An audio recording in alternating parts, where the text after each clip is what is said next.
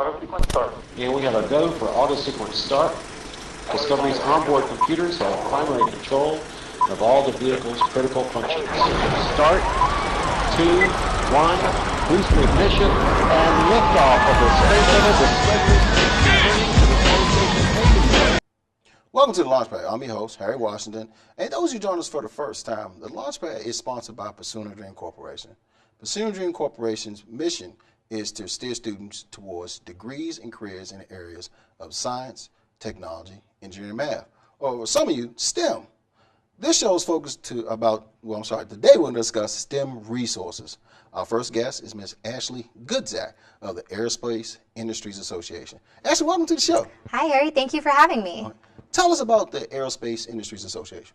So AIA was founded in 1919, a few short years after the birth of flight. Okay. And we are the premier association that represents aerospace and defense manufacturers and suppliers in the U.S. Okay.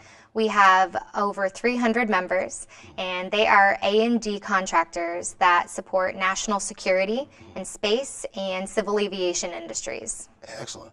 Now, what is AIA's interest in STEM? So because America's young people today are in fact our workforce of tomorrow, AIA is heavily invested in encouraging these students to further pursue their education in STEM-related fields so that eventually when they come of age, we have people to take over those highly skilled jobs that our industries need. Now, tell us a little bit about some of the programs that you offer. So one of AIA's primary STEM education programs is the Team America Rocketry Challenge. That sounds exciting. It is, actually, and it is rocket science. Right. TARC is the world's largest student rocketry contest, and it was designed to encourage and inspire students to further their studies and eventually careers in STEM-related fields, and hopefully the aerospace and defense industry. Now, what are the ages that actually participate in this program, in TARC? In TARC. TARC, I'm sorry, TARC. Yes. So students that are between 7th grade and 12th grade are able to participate, and the teams are made up of 3 to 10 students. And how many states participate in this program? So all states are open to participate in TARC. We usually have between 40 and 50 states participating. This year, our 100 teams that are advancing to the finals hail from 27 states and the U.S. Virgin Islands. Wow. How do you get all these students together? I mean, how do you attract all of these students? So because a lot of teachers and schools across the country really see the need to establish an interest in STEM education, we partner with a lot of these schools and organizations and have them put together teams to participate in TARC. And when the teams come together, they're able to hands-on design and build model rockets. Excellent. And they're able to be mentored by people who are actually very involved in the National Association of Rocketry. So they're getting that hands-on experience, which it is our hope will encourage them to pursue those education and those careers in STEM.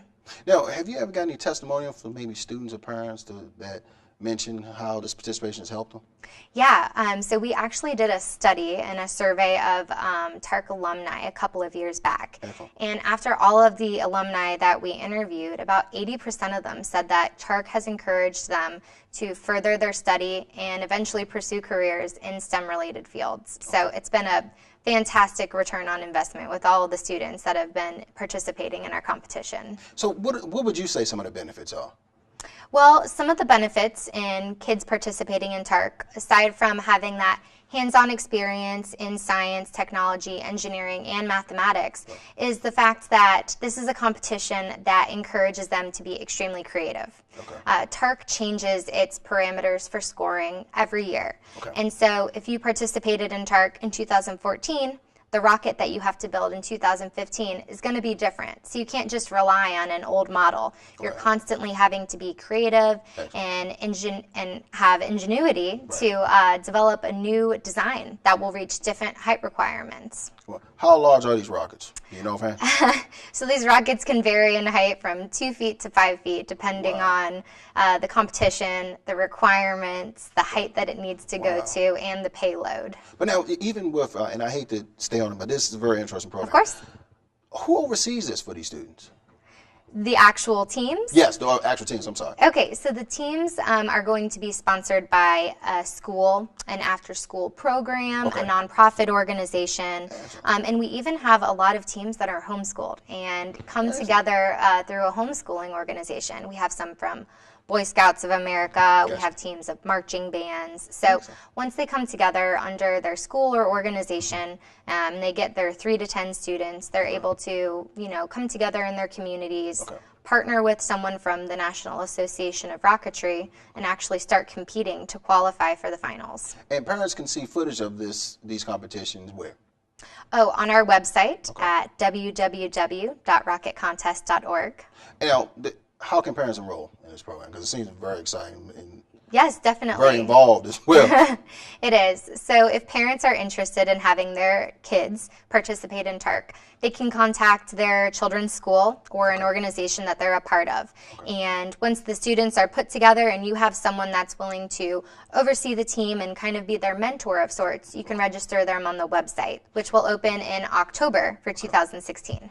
Now, I hate to ask you this question, but how many girls actually participate? Do you have any stats really about yes. girls? Yes. So, as you know, the statistics for women in STEM nationally is, pretty worrisome. Right. We definitely at TARC and AIA would like to see more women becoming involved in STEM-related fields.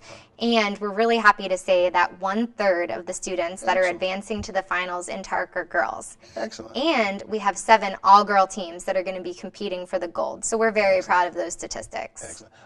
Ashley, is there anything else you want to tell us about the program? So I think the way that the program actually works is very fascinating. So students are required to build and design a model rocket that can fly to 800 feet in the air, which is almost 300 feet taller than the Washington Monument. And the rocket has to carry a raw egg, which is supposed to simulate an astronaut. So when they're designing these rockets, they have to take safety into consideration because they have to make sure that the egg is returned safely to Earth uncracked. So once the rocket launches to 800 feet, it has to return to Earth within 46 to 48 seconds. And just like golf, the lowest score wins. And the closer you get to the specified height and time is the lower your score is. Now, Ashley, any final words? Yeah, I just, again, want to thank you for having TARC on your show and would love to encourage parents, teachers, and students watching today's segment to check out our website, www.rocketcontest.org, and see if you would be interested in joining these 60,000 students that have gone through TARC over the past 13 years. We'd like to thank Ashley for joining us. We'll be back. Now, tell us a bit about the Rockville Science Center. We're a relatively new organization. We formed up in Rockville. We have an office and have started up a number of programs in Rockville and in Montgomery County. Our mission is to try to promote and maintain an interest in science and engineering throughout our community. We've been doing this now for a couple years, and we have a number of programs that we think are the kinds of programs that could not only be done in Montgomery County, but can be done all around the country. Welcome back to the Launchpad. I'm your host, Harry Washington, and today I'm very excited because we have a very special guest, Mr. Bob Ekman of the Rockville Science Center. Bob, welcome to the show. Well, thank you. Thank you for having me. Now, you were previously on the show in 2012, but just give us, the viewers a little background. What is the Rockville Science Center? Well, the Rockville Science Center is an organization that's developing programs, informal learning programs for people of all ages in the Rockville area. And we've been doing this for a couple of years now, and that's what we're trying to do. Now, when was the Rockville? Now, you also have a big event coming up. I'm sorry, let me jump ahead to things, but you also have a big event coming. And what is that event? The big event is Rockville Science Day. And that's been going on for 26 years, and this is our 26th year. And we have about 100 exhibits all over Montgomery College in the city of Rockville there. And we invite people to come out on that Sunday and just visit all the different exhibits and have fun and bring your families. And it's a family event. It's meant to be a family event. And we have activities in all the realms of science, from astronomy, chemistry, animals, ecology, nature, lots of rockets, lots of robots, robots all over the place, telescopes, and just a lot of fun. Now, Pursuing a Dream has participated in this event for the past 2 years. Yes, and I can say, personal testimony, it is a wonderful event. Now, What was your vision when you first created this? Well, actually, tell us, when was it? Well, we started in 1990, and the idea there is we wanted to develop a Rockville Science Center building with lots of activities for people. Right. The mission is this mission that we still have, but we thought, well, the one way we can do this is practice what the kinds of activities that we would have in a science center. Let's practice them all on one day and see how they work and see how the people react to them. So we decided to do Rockville Science Day, and we were going to bring all the kinds of activities that we would like to have over the whole year, which we would call Rockville Science Year, but we're going to do them all in one day. Okay. And we wanted to just show people what it was like, and we've been doing that now for 26 years. And that's what it is. It's pretty amazing, because even you gave me your speech last year, Dad. When you started, it was small. It was much smaller. Oh, Now, yes. how much smaller was it? Well, we started with about 25 exhibits, and it was all in one room or one campus area, and it was rather small. And but we did have fun, and we maintained pretty much the same event.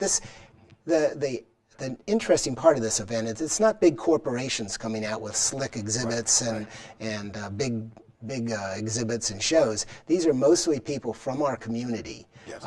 People that are, much as yourself, from the communities, Exactly. from the communities around Rockville, coming up and standing up and saying, hey, science is something that we like to do.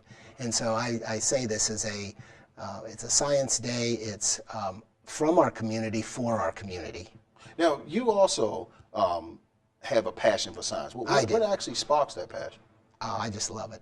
I just love science and engineering. I'm an engineer. I'm a software engineer and worked for 50 years writing computer programs for Lockheed Martin and for IBM. And but I've always been involved with young folks, high school kids, and I do a lot of things with high school kids, robotics and rocketry. And now that I'm retired, I can do 24/7. Exactly. Now, when in terms of looking at the Rockville Science Day, what else can parents expect from that event? Well, they'll get to talk to the scientists and the engineers and the people that do these things. They'll talk to their neighbors and hopefully encourage a lot of young people to go into science and give them some ideas of what it's like to be in science and some of the activities that they might see. And it is at Montgomery College, which is where we hope most of our kids go to a college, and that's the journey that you'll be on if you want to become a scientist or an engineer. You're going to go to college, and you're going to go down, get a job, and do these things on a day-to-day basis. Now, just stepping away from the Rockville Science Day just for a moment, what other kind of outreach activities does the Rockville Science Center do? Well, we do. We do have other programs.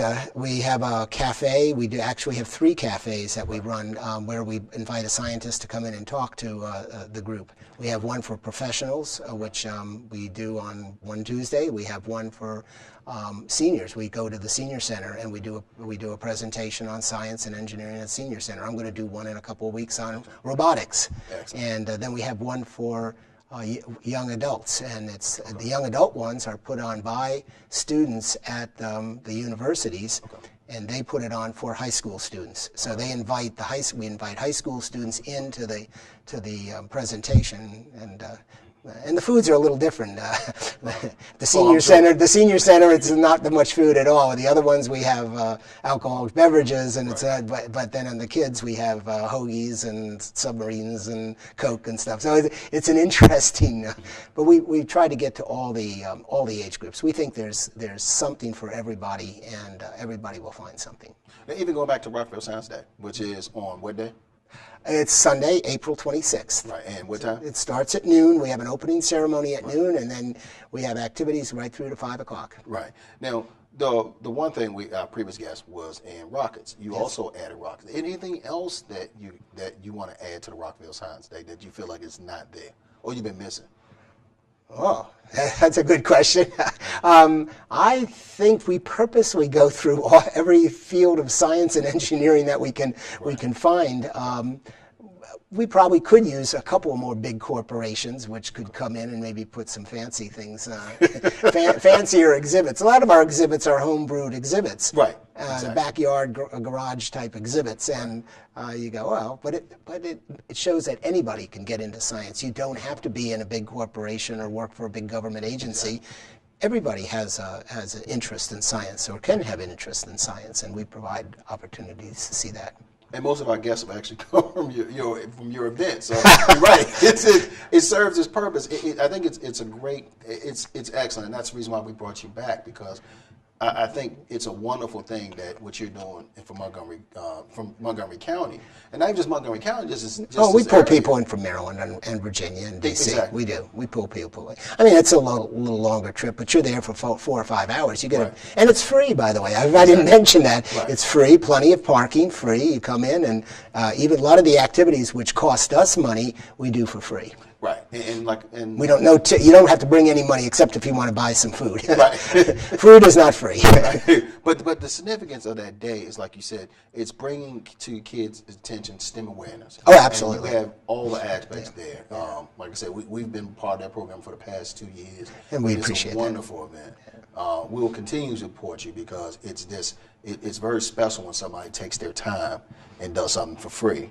And to have it going on for 26 years and the amount of talent that you've had, like you said, even whether it's small, it's people dedicating their time for a common goal. So I think that's a wonderful thing. Yeah. But even a more significant thing is that you've had a proclamation with the City of Rockville. Sure, we are partnered with the City of Rockville. They provide a lot of the funding so we can provide free activities. Right.